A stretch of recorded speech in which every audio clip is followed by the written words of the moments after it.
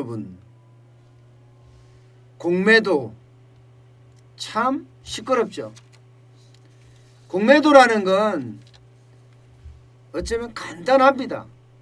공매도, 공이 빌공자예요. 매도는 판다는 뜻이잖아요. 내가 주식을 가지고 있지 않아. 그런데도 팔 수 있어요. 어떻게? 주식을 빌려서요. 예. 어디서 빌려요? 증권사로부터 빌리는 거죠. 그런데 개인이 빌리기는 지금까지는 참 어려웠어요. 빌려서 하시는 분들도 있지만 굉장히 까다롭고 증권사들도 전부 다 주식을 불려주지 않았습니다. 왜냐하면 개인 신용도를 믿을 수가 없기 때문에. 예. 그래서 이게 기관이나 외국인이 전용물처럼 사용을 했거든요. 기관이나 외국인은 쉽게 말하면 빌공짜 공매도를 해왔습니다. 굉장히 많은 돈을 주식을 빌려서 이걸 파는 거예요. 그런데 이게 하락장에는 굉장히 영향을 많이 미칩니다. 예를 들어서 삼성전자가 하락할 거라고 예상을 하고 삼성전자 주식을 빌려서 나는 팔았어요. 오늘 84,000원에 팔았는데 내일 모레 저모레 가니까 이게 뭐 8만 원까지 떨어지네? 그러면 나는 8만 원에 주식을 사서 판 사람한테 주식을 주면 돼 이제. 그러면 4,000원의 이득이 되잖아. 이게 공매도입니다. 이게 공매도. 근데 이게 하락장에서 더 하락을 부추긴다는 이야기가 계속 나오게 됐던 거예요. 하락장에서는 계속 하락을 부추긴다. 게다가 대세 하락기에는 정시까지도 다 계속 하락으로 몰고 갈 수 있다. 그런 부정적인 영향도 있습니다. 그러다 보니까 작년에 어떻게 됐습니까? 작년에 당연히 공매도 금지했습니다. 3월 19일 날. 아니 3월 13일 날. 주가가 급전직하로 마구 떨어졌으니까요. 그 당시 3월 19일 날은 1457까지 떨어질 정도로 그야말로 장난 아니게 떨어졌습니다. 그러니까 3월 13일 날 6개월 동안 전 종목에 대해서 공매도 금지하겠다 이렇게 선포하고 실제 공매도를 금지했습니다. 그러니 외국인이나 그죠? 기관들 입장에서는 이제 못하게 생긴 거죠. 그리고 8월 27일 날 다시 6개월 추가 연장을 했습니다. 그게 다가오는 게 올 3월 15일입니다. 올 3월 15일. 이제 3월 15일까지 다가오니까 이걸 결정을 해야 돼. 결정을 해야 돼요. 그런데 이 공매도라는 게 우리나라만 가지고 있는 것도 아니고 전 세계 주식시장이 다 있는 제도예요. 그리고 공매도는 긍정적인 면과 부정적인 면을 동시에 갖고 있는데 개인들한테는 공매도가 거의 할 수 없으니까 개인들은 공매도를 굉장히 부정적으로 보죠. 이게 외국인이나 기관들이 시세 조작을 한다는 거예요. 시세 조작을. 많은 양을 가지고 쉽게 말하면 하락장에다 자꾸 배팅을 하기 때문에 시세 조작이 된다는 겁니다. 반면에 이게 공매도가 긍정적인 요소거든요. 너무 거품으로 고평가되어 있는 주식은 공매도를 통해서 사실은 저평가가 제대로 된 평가를 만들어낼 수도 있다는 그런 긍정적인 요소도 있습니다. 거품이 끼운 걸 뺀다는 이야기죠. 그런데 지금 3월 15일 날 되는 이 공매도 이걸 할 거냐 말 거냐 여기에 논란이 이제 엄청 세진 거예요. 게다가 정치인들이 가세하기 시작했어요. 1월 달에는 박용진, 양향자 더불어민주당의 의원이 공매도 금지 재연장하자 이렇게 주장을 했고요. 실제 지금까지 금융당국에서는 공매도 재연장 없다는 입장이었습니다. 그런데 이게 정치권에서 이렇게 계속 나오니까 이게 이제 어정쩡한 입장이 돼버렸어요. 어정쩡한 이게 하려고 해도 어렵고 그렇다고 안 하려고 금지 연장을 해도 좀 어렵고 안 하려고 금지 연장 안 하고 공매도 재개를 해도 어렵고 완전히 진퇴양난에 빠졌습니다. 쉽게 말하면 동학개미의 눈치를 볼 뿐만 아니라 정치권의 압박도 거세기 때문에 도대체 내가 어떻게 해야 되나 이거를 지금 모르고 있어요. 지금 금융당국 입장에서는요. 그러면 쉽게 말하면 실시간으로 쟤들이 시세 조작을 하는지 안 하는지 보는 감시 시스템을 만들겠다. 근데 이게 어렵습니다. 왜냐하면 내가 돈을 얼마나 갖고 있는지 다 공개를 해야 되는데 기관들 입장에서 내가 돈 얼마 있는지 계속 공개하겠어요? 돈이라는 것은 어떻게 따지면 주식시장에서는 총알이나 마찬가지인데 내가 공매도 얼마 하겠다 이렇게 돈을 공개하겠냐고요. 안 하지. 결국은 실시간으로 감시할 수 있는 시스템을 만들 수가 없습니다. 개인 입장에서는 실시간으로 감시할 수 있는 시스템을 만들어라 이거죠.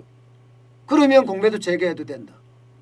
결국은 지금 이러지도 저러지도 못하는 그런 상황에 빠지고 말았어요. 이 와중에 IMF가 아이고 참 저는 IMF가 무슨 권리로 이런 이야기를 하는지 잘 모르겠습니다. 한국 정시에 공매도가 가능하다. 공매도 전면 금지를 통한 시장 균형은 날카롭지 않은 도구다. 이렇게까지 지적했어요. 아니 지들이 뭐라고요? 지들이 뭐라고 공매도까지 간섭을 하냐고요. 예? 아 나는 이해를 못하겠어요. IMF가 뭔데? 예, IMF가 뭔데? 대한민국의 아주 첨예하고 아주 뭐라 그럴까 날카로운 그런 주제에 지들이 토를 답니까? 내정 간섭인가요 이거? 아니 옛날에 우리가 IMF 때 그런 겪었습니다. IMF 때 지네들이 돈을 주면서 별 짓을 다 했어요. 마치 점령군처럼 들어와서 대한민국 경제를 휘저었거든요. 그들이. 예, 지금 그들이 또 이렇게 휘젓고 있어요. 심지어 말입니다. 대한민국의 재정 건전성은 60%까지 괜찮다. 이런 웃기는 이야기까지 하고 있습니다. 웃기는 이야기까지. 지들이 뭘 안다고요. IMF 국제기관 물론 신빙성 있고 뭔가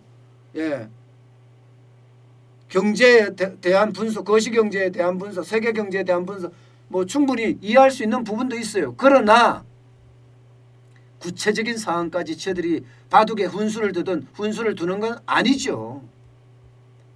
그리고 그런 이야기를 재정경제부, 기획재정부죠. 기획재정부하고 둘이서 연례 협의를 했다고 하더라도 그렇게 세세하게 공개하는 건 또 아니죠. 지금 여론 조작하겠다는 거 아니에요 이거? 예? 저는 이거를 보면서 그 생각이 탁 들었습니다. 아니 공매도가 지금 워낙 첨예하게 논란이 되고 있는데 IMF가 훈수를 둬. 재정 건전성에 대해서 굉장히 논란이 되고 있는데 IMF가 훈수를 써. 이거 여러분 말이 된다고 생각하세요? 외국의 기관이면 기관답게 연례 협의를 했으면 연례 협의를 한 내용을 공유를 하고 정책에 참고할 수는 있습니다. 그런데 그게 하나도 이게 여과 없이 그야말로 다 쏟아져 나와요. 다 쏟아져 나와요. 그것도 물론 제가 지금 보기에는 정부가 유리한 부분에 대해서만 지금 쏟아져 나온다 이런 생각이 드는데 이래서는 안 됩니다, 여러분. 이래서는 절대로 안 돼요. 경제는 주체성을 가져야 됩니다. 그래야지 경제가 바로 서지. 지금처럼 자꾸 이렇게 IMF가 이렇게 말했다. 국제기관이 이렇게 말했다. 이런 걸 가지고 우리 경제의 정책 방향을 가지고 가겠다는 발상, 이 발상 자체가 저는 미친 짓이라고 생각합니다. 좋은 지표를 꺼내서 경제가 좋다고 이야기하는 것과 뭐가 다릅니까 지금? 기획재정부가 욕을 먹을 수밖에 없고 허수아비라는 말을 들을 수밖에 없고 심지어는 선거 자금을 대는 격리라는 말을 들을 수밖에 없는 게 바로 이런 요소들이에요. 러시안 블루베리님 IMF가 먹겠다는 거지. 이렇게까지 쓰시고 송은임님 IMF 선을 넘지 마라 이렇게 쓰셨네요. 타임 앤 스페이스 허큘레스님 줏대없는 정치인들 이렇게 쓰셨네요. 저는요 일단 기획재정부가 자기 자리를 잡아야 돼요. 주체가 있어야 돼요. 기획재정부의 입장이라는 게 있어야 된다는 거예요. 오로지 경제만 가지고 말입니다. 그래야지 지금 IMF에까지 흔들리게 생겼다니까. 지금 정치권에 휘둘리는 것도 지금 정신없어 죽겠는데 IMF에까지 우리가 흔들려야 됩니까? 그들이 뭐라고? 저는 그런 걸 보면 기획재정부가 원죄가 있다. 예, 기획재정부가 오롯이 권력을 위한 하수인, 권력을 위한 노비 역할을 할 것이 아니라 국민의 공복이라고 자신할 수 있는, 예, 국민을 위한 또 국가를 위한 그런 기획재정부가 됐다면 아마 이렇게 욕을 먹지 않을 거예요. 그러지 못하니까 지금 기획재정부 사실, 예, 뭐 여러분도 알다시피 선거 자금 관리해 준다 뭐 이렇게까지 이야기 나올 정도예요. 이게 여러분 더불어민주당의 김종민 최고위원이었습니다. 그분이 라디오 인터뷰하면서 뭐라고 이야기했나 하면요, 참 제가 그거를 들으면서 막 울분을 토했는데 아니 국가가 기업이라면, 저는 국가가 기업이라면 이렇게 비유하는 자체가 일단 잘못됐어요. 국가는 기업이 아닙니다. 국가는 기업이 아닙니다. 그래서 국가는요 이익을 추구하지 않아요. 그 비유부터 저는 잘못됐다고 생각을 하고요. 근데 그 잘못된 비유 안에서 말입니다. 예, 제가 심각하게 느낀 것은, 아니 최고 경영자는 대통령이고 이사회는 국회고 격리 담당자는 기재부래요. 아니 아유 참, 아무리 정치인의 말이라고 하지만 제가 기자 생활을 한 25년 30년 이렇게 해본 저로서는 도저히 이해를 못하겠어요. 국가를 기업에 비유할 수도 없습니다. 이거는 비유 자체가 잘못된 거예요. 그러면서, 예, 아니 투자에 대한 판단은 CEO가 하지 않느냐, 그리고 이사회가 한다. 그러면 국회나 대통령이 돈 주자고 하는데 왜 기획재정부가 난리냐, 너네는 격리 담당자 아니냐, 이런 얘기예요. 좀 더 구체적으로 말씀을 드리면 지출 판단은 지출 판단은 격리 담당자가 하지만 투자에 대한 판단은 CEO나 이사회가 한다. 좀 더 구체적으로 말씀드리면 지출 판단은 기재부가 할 수 있지만 투자에 대한 판단은 대통령이나 국회가 한다. 이렇게 말한다는. 야, 이게 참, 여러분 이게 말이 돼요? 저는 이게 말이 안 된다고 생각해요. 말이 안 된다. 국가라는 거는요, 예, 이게 기업하고 근본적으로 다른 게, 국가는 이윤을 추구하지 않습니다. 기업은 절대 이윤을 추구합니다. 절대 이윤.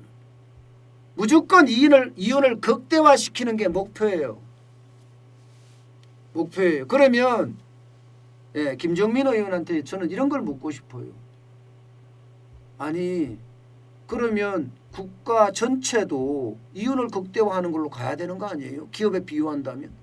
이렇게 단편적으로 비유할 상황이 아니기 때문에 저는 이 자체가 기획재정부를 그야말로 괴뢰 정부로 만들었다고 생각해요. 괴뢰 기획재정. 괴뢰라는 단어가 허수아비입니다. 허수아비. 꼭두각시고요.